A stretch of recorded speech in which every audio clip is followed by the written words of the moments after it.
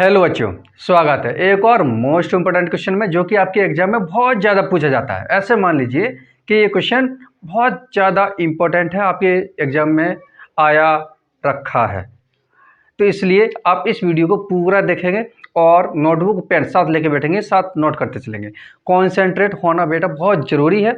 ये question direct ले लिया गया है, इससे पहले बेसिक जो चीज़ें होती हैं वो समझाना रहता है। मैं यहाँ पे जल्दी से जल्दी उन चीज़ों को यहाँ समझाते चलूँगा। कोशिश करूँगा कि ये वीडियो बहुत छोटी हो जाए, और जो बच्चे पहली बार आए हुए हैं वो चैनल को सब्सक्राइब जरूर कर लें, जिससे कि आगे आने वाली इंपॉर्टेंट क्वेश्चन आपसे मिस ना हो। आप पढ़ेंगे तभी हम बढ़ेंगे, ये आप ध्यान रखेंगे। और आपसे एक और रिक्वेस्ट है कि बेटा वीडियो को लाइक जरूर करिए, जिससे कि हमें हिम्मत मिले। ओके, चलिए शुरुआत करते हैं। अगला क्वेश्चन आपका LCR परपथ। ये बेटा बहुत ज़्यादा इंपॉर्टेंट क्वेश्चन है, आप तुरंत ही तैयार कर लेना इसको। ओके, तो LCR परपथ क्या होता है? ऐसा परपथ जिसमें L प्रेरगत की कुंडली, यानी कि ये L प्रेरगत, इसमें घुमावदार होता है, कुंडली है ना, घुमावदार। तो L प्रेरगत की कुंडली और C धारता के संधारित्र तथा आर प्रतिरोध के ओमीय चालक के साथ श्रेणी क्रम में जोड़ दिया है। श्रेणी क्रम का मतलब होता है बेटा एक के बाद एक, एक के बाद एक। जिस तरीके से हम यहाँ समझ सकते हैं, जैसे आप सेल, घड़ी वाला जो सेल होता है कुछ इस तरीके से होता है ना, इस तरीके से ये सेल हो गया, इस तरीके से, ठीक है। तो ये आगे पीछे लगे हुए हैं, इसको हम बोलेंगे बेटा श्रेणी क्रम में। ओके, समांतर क्रम क्या होता है? इस सेल को यहाँ बना दिया इस तरीके से, और इस सेल को यहाँ बना दिया जाए, ठीक है। तो इस तरीके से कनेक्ट कर दिया जाए आपस में, ठीक है, इस तरीके। तो ये हो गया समांतर, लेकिन एक ही लाइन जोड़ दिया, उसे श्रेणी क्रम बोलते हैं। तो ये इन परपथों को श्रेणी क्रम में जोड़ दिया गया है, ठीक है। वही लिखा हुआ है, श्रेणी क्रम में किसी प्रत्यावर्ती धारा स्रोत के साथ, यानी इसमें करंट फ्लो हो रहा है, ठीक है, जोड़ दिया जाता है, तब इस प्रकार बने परपथ को LCR परपथ कहते हैं। सिंपल भाषा में ये कहेंगे कि L प्रेरकत्व वाली, C धारिता वाली और R प्रतिरोध वाली आपस में श्रेणी क्रम में जोड़ दिया जाए, तो इस प्रकार के परपथ को बोलते हैं हम LCR परपथ, ठीक है। उम्मीद है आपको यहाँ तक समझ में आ गया होगा बेटा। ये कनेक्शन है, यहाँ से धारा प्रवाहित हो रही है, ठीक है। अब इसका वेक्टर रूप पूछा जाता है, तो वेक्टर रूप आप जो है इस तरह समझेंगे, इसका एक ग्राफ होता है, डायग्राम, उसको आप समझ लीजिए। देखिए इस तरीके से ये हो गया, यहाँ से ठीक मिड पॉइंट से यहाँ से आएंगे, ठीक है। तो ये ऊपर होगा, यहाँ पर ये होगा VL, ये हो गया नीचे VC, और इधर हो गया VR एंड धारा I, ठीक है। अब ये कलांतर बेटा कला होता है, और इसको किसी नेक्स्ट वीडियो में अच्छे से समझाएंगे। यहाँ आप इतना समझेंगे कि इस प्रतिरोध में, यानी ये प्रेरकत्व वाले में वोल्टेज आगे चलेगा और धारा पश्चिम चलेगा, ठीक है। तो यहाँ पर ये पाइवेटिकुलर आगे चलता है, ठीक। और प्रतिरोध वाले में धारा और वोल्ट दोनों समान कला में चलते हैं, इसलिए इन दोनों की दिशा एक ही हो रहा है, ठीक है। और यहाँ पर VC यानी C1 धारता में जो वोल्टेज है वो धारा से π/2 कला पीछे चलते हैं, यानी कि इसको नीचे रखेंगे, ठीक है। आप इतना यहाँ समझते चलिए, आप इसको लर्न कर लेना बेटा, जब टाइम बचेगा तो उसको अच्छे से एक्सप्लेन करेंगे। आप यहाँ समझेंगे, एक सीधी लाइन करना है, इधर बीच में लाइन करने के बाद में VL ऊपर रखना है, यानी कि L कैसे बनता है, LS बनता है, तो L ऊपर साइड में रखना है, इस तरीके से VL ऊपर रखा हुआ है, VC नीचे और VR इधर, ठीक है। L वाला ये ऊपर है, वो अग्रगामी चलेगा, धारा इस धारा I से π/2 यानी 90 डिग्री एंगल आगे चलता है VL, और VC है उस धारा से 90 डिग्री पीछे चलता है। वही मैंने इधर लिखा हुआ है, क्या लिखा हुआ है? LCR परपथ में VR धारा I दोनों समान कला में चलते हैं, ठीक है। और VL है वो धारा I से π/2 कला अग्रगामी होता है, अग्रगामी मतलब आगे चलता है। VL है वो धारा I से अग्रगामी चलेगा π/2 कला, और VC धारा I से π/2 कला पश्चिमगामी चलेगा, यानी कि VC है वो पीछे चलता है। ये वेक्टर रूप हो गया, ठीक है। आप यहाँ तक नोट कर लीजिए बेटा। अब यहाँ से हम शुरुआत करते हैं डेरिवेशन, ठीक है। ये आप नोट कर लीजिए, बस अब बने रहिए, बहुत सिंपल तरीके से आपको समझाएंगे, नोट कर लीजिए। आइए बेटा अब देखते हैं हम प्रतिबाधा के लिए सूत्र है। इसे पूछा जाता है कि एलसीआर परपथ में प्रतिबाधा के लिए सूत्र का निगमन कीजिए। ठीक है, तो पहले बेटा इसी को हम इस डायग्राम को कंप्लीट कर लें। यहाँ से हम क्या करेंगे बेटा, देखो वी एल है, ये अगर ग्राफ इस तरीके से बनाया जाए तो ऊपर वाला जो हिस्सा होता है वो पॉजिटिव लिया जाता है और नीचे वाला नेगेटिव लिया जाता है। ठीक है, आपने चतुर्थांश पढ़ा होगा ना, वही वैसे ही आप समझेंगे। ऊपर जो धारा गति करेगी उसको हम प्लस में लेंगे और नीचे वाले माइनस में वोल्टेज को। ठीक है, तो अब यहाँ पर जो ऊपर वाला हिस्सा है वो ऊपर वाला जो भाग देख रहे हैं वो पॉजिटिव लेंगे और नीचे वाला नेगेटिव, ये नेगेटिव रहता है और ये पॉजिटिव रहता है। और आप ध्यान रखना, हमेशा धनात्मक दिशा में गति कर रही है ग्राफ तो वो हमेशा बड़ा मान रहेगा अकॉर्डिंग टू माइनस से। तो हम क्या करेंगे, ये वी एल वाला मान ज़्यादा रहेगा, ठीक है, और वी सी वाला क्या रहेगा, छोटा रहेगा, हमेशा नेगेटिव, इसलिए यहाँ माइनस लगाएंगे और इसका हम परिणामी विभव निकालेंगे। हमने मान लिया ये कुछ इस तरीके से, ये ठीक बीच बीच से जा रही है। ठीक है, आप इस तरीके से बना लेंगे, बीच बीच से लाइन खींचेंगे और ये परिणामी विभव हम निकालने की कोशिश कर रहे हैं। हमने क्या किया, ये पॉइंट इस तरीके से आपको ग्राफ आपको याद कर लेना। ठीक है बेटा, इतना टाइम नहीं है कि आपको अब एक एक चीज़ बहुत ही बारीकी से समझाएं। ठीक है, तो आप इस तरह से ग्राफ खींच लेंगे और ये वाली जो लाइन होगी वो परिणामी विभव होगी, हमें यही निकालना है। तो प्रतिबाधा हमें निकालने जा रहे हैं। ये ग्राफ आपको अच्छे से समझ में आ गया होगा। तो वी एल ऊपर रखेंगे, वी सी नीचे रखेंगे, नीचे वी सी नेगेटिव रहता है और वी आर और धारा आई इधर रखेंगे। दूसरी बात, यहाँ पर जो परिणामी विभव, ये बीच में लाइन खींचेंगे वो परिणामी विभव होगा और यहाँ पर ये वी एल माइनस यहाँ से लेके यहाँ तक जो डिस्टेंस जो मान होगा वी एल माइनस वी सी होगा, वही इधर होगा वी एल माइनस के वी सी। ठीक है, ये वाला मान ही इधर है और यहाँ पर कोई भी एंगल हम मान सकते हैं, ये थीटा है। ठीक है, ओके। तो अब हम प्रतिबाधा निकालेंगे। प्रतिबाधा बेटा क्या होता है समझिए, आप क्लास 10th में पढ़े होंगे कि प्रतिरोध का मतलब होता है किसी चालक में रुकावट डालने वाला पदार्थ की क्वालिटी को प्रतिरोध बोलते हैं, या सिंपल हम बात सकेंगे। अब बेटा समझते हैं प्रतिबाधा कैसे कहते हैं। प्रतिबाधा का मतलब होता है रुकावट। एक सिंपल भाषा में आप समझेंगे कि किसी भी, जैसे मान लीजिए ये तार है, इसमें धारा प्रवाहित हो रही है तो इसमें रुकावट डाली जा रही है, वो किसके द्वारा डाली जा रही है। तो दो यहाँ पे देखो, प्रेरकत्व भी है, धारिता भी है और प्रतिरोध भी है, तीनों से मिलकर रुकावट इस प्रपथ में डाली जा रही है। तो इसलिए इसमें जो डाली हुई रुकावट को हम प्रतिबाधा बोलेंगे। ठीक है, एकदम सिंपल भाषा में आपको समझाया हुआ है। तीन यानी प्रतिघात, प्रेरकत्व, धारिता और प्रतिरोध, इन तीनों के द्वारा रुकावट डाली जा रही है। तो यहाँ पर प्रतिबाधा के लिए सूत्र होता है बेटा,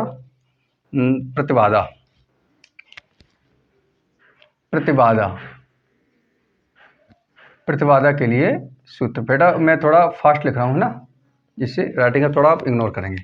तो ये हमें क्या करना है, यहाँ से हमें प्रतिबाधा निकालना है। तो ये जो आप देख रहे हैं, ये वाली जो लाइन है, ये कर्ण मान सकते हैं, ये लंब हो गया और ये क्या हो गया, आधार। तो हम पाइथागोरस की प्रमेय लेंगे, पाइथागोरस की प्रमेय से। ठीक है, पाइथागोरस प्रमेय क्या होता है बेटा, कर्ण का वर्ग बराबर, यही तो होता है, कर्ण का वर्ग बराबर लंब का वर्ग प्लस के आधार का वर्ग, यही होता है ना। तो हम क्या करेंगे, कर्ण इसमें ये वाली दी हुई है ना, यहाँ पर हम इसको अगर नाम दे सकते हैं, चलो मैं सिंपल डायरेक्ट कर देता हूँ। ये कर्ण हो गया, तो हम यहाँ लिखेंगे बेटा v का स्क्वायर इक्वल टू, कोण के सामने वाली भुजा लंब होगी तो लंब यहाँ लिखेंगे इस तरीके से वी एल माइनस के वी सी। ठीक है, क्या वर्ग, ये लंब वर्ग हो गया प्लस आधार दिया हुआ है यहाँ से लेके यहाँ तक वी आर का वर्ग, ये हो गया। ठीक है, बस इसी को सॉल्व करना है। तो यहाँ से ये वर्ग हटाएंगे, इधर क्या आ जाएगा, अंडरूट आ जाएगा, तो ये इधर रूट में हो जाएगा पूरा वी एल माइनस के वी सी और प्लस के वी आर का स्क्वायर, ये हो गया। ठीक है, रूट में आ गया बेटा। अब क्या करना है, यहाँ पर सूत्र लगाना है विभव का, ओम की नियम से। ओम के नियम के सूत्र क्या होता है, वी बराबर आई इंटू आर, यही होता है ना ओम की नियम में। ठीक, इसी का हमें प्रयोग करना है। अब देखो यहाँ पर बेटा, यहाँ पे एल लगा हुआ है, तो एल का मतलब ये है कि ये प्रेरकत्व की बात हो रही है, और यहाँ के लिए वी का सूत्र वी बराबर आई इंटू आर नहीं लगाएंगे। ठीक है, आई तो वही रहेगी, लेकिन यहाँ पर आर की जगह पर हम क्या लगा देंगे, एल है, इसलिए यहाँ पर एक्स एल लगाएंगे। क्या लगाएंगे बेटा, एक्स एल। ओके, उम्मीद है आपको समझ में आ गया होगा। प्रतिरोध की जगह पर हम यहाँ पर प्रतिघात लगाएंगे। ठीक है, इसको एक्स एल से लिखते हैं। प्रतिघात को हम बेटा कैसे लिखते हैं, प्रतिघात को लिखते हैं बेटा एक्स से, ठीक है। अगर प्रेरकत्व है तो एल लगाएंगे और धारता है तो क्या लगा देंगे, सी लगा देंगे। उम्मीद है आपको यहाँ तक समझ में आ गया। बेटा आपको लर्न करना पड़ेगा सीधा सीधा। तो वी एल यानी वी का सूत्र होता है आई इंटू आर, लेकिन ये एल लगा हुआ है, एल का मतलब होता है प्रेरकत्व है, और प्रेरकत्व में एल की जगह पर वो आर की जगह पर हम बेटा क्या लगाएंगे, एक्स एल लगाएंगे, ठीक है। और मान इसके, और ये सी वी किसका है, धारता का, तो हम यहाँ पे आई इंटू आर की जगह पे लगाएंगे एक्स और सी लगा देंगे, ठीक है। ये स्क्वायर हो गया प्लस, अब देखो ये आर है तो आर के लिए वही लगाएंगे, यानी कि प्रतिरोध के लिए वी का मान क्या होगा, आई इंटू आर, ठीक है। ये हो गया। अब बेटा क्या करेंगे, यहाँ से हम देखो ये स्क्वायर इस पे होल स्क्वायर है ना, तो इन दोनों में से हम आई कॉमन ले लेंगे, तो आई हमने कॉमन लिया तो स्क्वायर में आएगा, यहाँ ब्रैकेट में सिर्फ बचेगा एक्स एल माइनस के एक्स सी का स्क्वायर और प्लस के यहाँ पे भी आई स्क्वायर करेंगे और इंटू आर स्क्वायर करेंगे, ठीक है। उम्मीद है आपको यहाँ तक अच्छे से समझ में आ गया होगा। फिर एक बार समझाते हैं। देखो दोनों पे होल स्क्वायर है इसलिए हम आई को कॉमन ले लिया है तो स्क्वायर होकर बाहर निकलेगा, ठीक है। तो एक्स एल ये बचा हुआ है माइनस एक्स ये बचा हुआ है और यहाँ पर आर स्क्वायर और आई स्क्वायर। अब देखो इस पर वर्ग लगा हुआ है तो वर्ग है वो सिंगल होकर बाहर निकल आएगा, सिर्फ आई रह जाएगा और रूट में रह गया बेटा सिर्फ यहाँ पे एक्स एल माइनस के एक्स सी का होल स्क्वायर प्लस के, और ये भी बाहर निकल गया है, यानी कि ये और ये दोनों कॉमन लेके बाहर निकल दिए तो ये बचा यहाँ पर और आर स्क्वायर बचा हुआ है, दिखाई दे रहा है। ओके, उम्मीद है आपको यहाँ तक अच्छे समझ में आ गया होगा। मैं इधर क्लियर कर देता हूँ, ठीक है। एक और बात बेटा यहाँ पे मैंने आपको बताना भूल गया, ये इस प्रेरकत्व की वजह से विभवांतर को यानी वी को वी एल लिखेंगे, धारता की वजह से, धारता को हम सी से लिखते हैं ना, तो धारता की वजह से यहाँ पर वी सी हो जाएगा विभवांतर और प्रतिरोध की वजह से यहाँ पर विभवांतर यानी कि वी वी आर लिखेंगे, ठीक है। उम्मीद है आपको ये सब क्लियर हो गया होगा। अब देखते हैं इधर आगे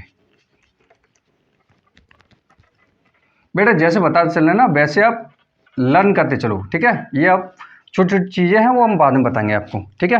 अब क्या करेंगे बेटा, देखो इंटू में आई रखा हुआ है वो अपॉन में आ जाएगा इधर, तो ये कुछ इस तरीके से हो जाएगा, क्या हो जाएगा, v upon I is equal to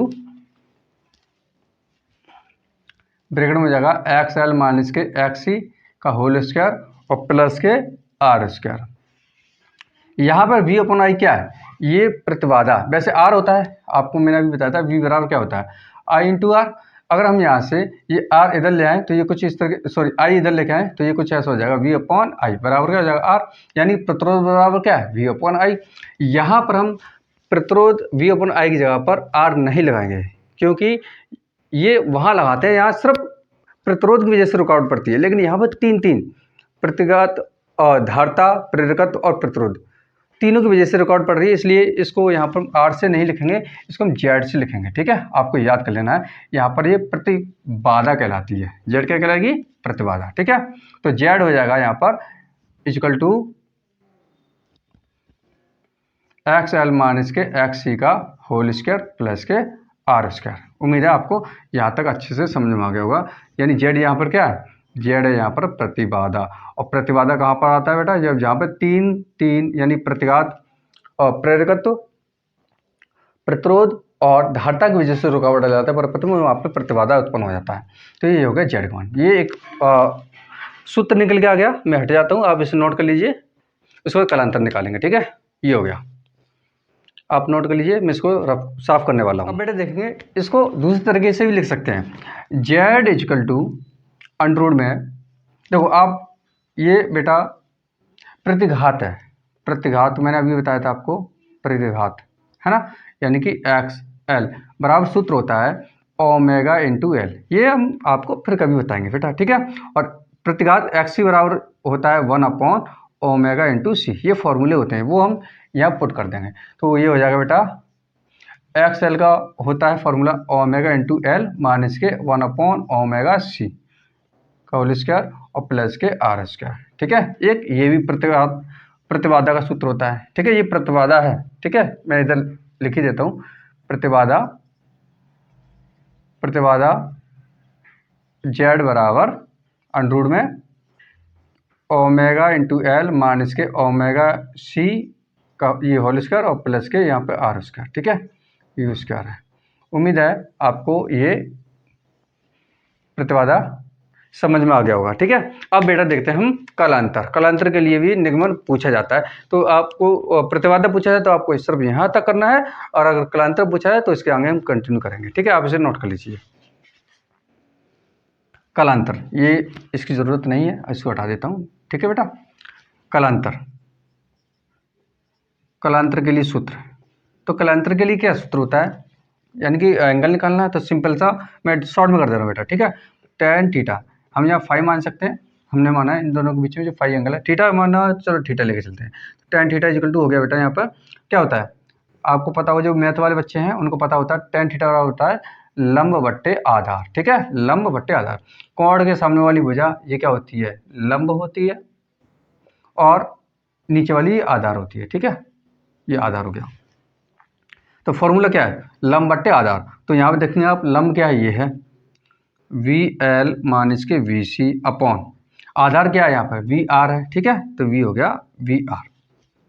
अब यहाँ से बेटा क्या करेंगे, फिर वही फॉर्मूले जो अभी रखे हुए थे VL और VC जो पीछे अपने रखे हुए थे वही रखे देंगे। क्या करेंगे यहाँ पर, VL का सूत्र क्या था, देखो वैसे होता I इंटू R, लेकिन L लगा हुआ है इसलिए यहाँ पर X आएगा प्रतिघात। ओके, XL माइनस ये VR, I इंटू R होना चाहिए, लेकिन यहाँ C लगा हुआ है इसलिए ये क्या धारता है, तो धारता के लिए प्रतिघात लगाएंगे, यानी XC अपॉन में VR। VR का क्या रहता है, I इंटू R, यही रहता है। ठीक है, ये हो गया tan थीटा इक्वल टू, दिख रहा है। ओके, अब जो बेटा क्या करेंगे, इसमें से I कॉमन ले लेंगे, तो ये हो जाएगा tan थीटा इक्वल टू, इसमें से I कॉमन लेंगे तो यहाँ बचेगा XL माइनस के XC upon I into R। अब I से ये I कट हो जाएगा। अब बेटा क्या करेंगे, यहाँ से tan थीटा बराबर इसको ऊपर हटा देते हैं ना, इसकी ज़रूरत नहीं है, आप नोट कर लिया होगा।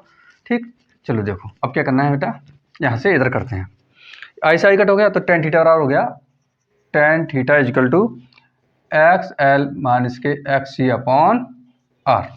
ठीक है, एक तो ये हो गया, या फिर आप क्या कर सकते हैं, tan, ये tan है इधर अपॉन में लेंगे तो ये कुछ इस तरीके से हो जाएगा, tan और theta equal to tan inverse और ब्रैकेट में हो जाएगा XL माइनस के XC अपॉन R। ये कलांतर के लिए सूत्र हो गया। ठीक है, आप बेटे इसको नोट कर लीजिए। या फिर जैसे मैंने अभी बताया था एक्सएल का फॉर्मूला भी मैंने यहाँ पे लगाया हुआ था, ओमेगा इंटू एल, वो भी लगा सकते हैं। या करके एक और फॉर्मूला है इसका, क्या, theta equal to tan inverse और एक्सएल का क्या बताता अभी, ओमेगा इंटू एल। ठीक है, माइनस ये हो गया यहाँ पर 1 अपॉन ओमेगा C अपॉन में क्या रहेगा, R रहेगा। ठीक है, ये हो गया बेटा दूसरा फॉर्मूला इसका। ठीक है, तो उम्मीद है आपको यहाँ तक अच्छे से समझ में आ गया होगा, इसकी अब ज़रूरत नहीं है बेटा। अगर मैं थोड़ा फास्ट किया क्योंकि वीडियो थोड़ी बड़ी हो जाती, डेरिवेशन बड़ा था, तो अगर आपको कहीं समझ में ना आया हो तो आप कमेंट बॉक्स में ज़रूर बोलना, तो मैं आपको ये धीमे धीमे स्टेप बाय स्टेप अच्छे से समझाने की कोशिश करूँगा। वैसे उम्मीद ये करूँगा कि आपको समझ में आ गया होगा। एक बार नहीं आया तो आप दोबारा फिर देख लेना, और फिर भी अगर कोई प्रॉब्लम हो तो आप कमेंट बॉक्स में ज़रूर बोलना। ठीक है, मैं हट जाता हूँ, आप इसे नोट कर लीजिए। ठीक है, ये कलांतर के लिए फॉर्मूला है, LCR पर्पज में कलांतर के लिए फॉर्मूला। ठीक है, इसे नोट कर लीजिए। उम्मीद है कि आपको ये वीडियो बहुत अच्छी लगेगी, और अच्छी लगी हो तो दोस्तों के साथ शेयर जरूर करें। बेटा हम मेहनत करें तो आपका भी फ़र्ज़ बनता है मेहनत करने का, तो आपसे मेहनत में सिर्फ हम इतना ही मांगते हैं कि वीडियो को लाइक ज़रूर कर दीजिए। इससे आपका कुछ नुकसान नहीं होता है, हमारी ही हिम्मत बढ़ती है और हमें अच्छा लगता है, तो हमें और ज़्यादा ऊर्जा मिलती है। आपकी एक लाइक से हमको बहुत ज़्यादा ऊर्जा मिलती है, इसलिए प्लीज़ सपोर्ट कीजिए, और आप बढ़ेंगे तब ही हम बढ़ेंगे। आपका साथ हम कभी नहीं छोड़ेंगे, आपका एग्ज़ाम एकदम अच्छे से क्रैक करवाएंगे। तो मिलते हैं नेक्स्ट वीडियो में। जय हिंद, जय भारत।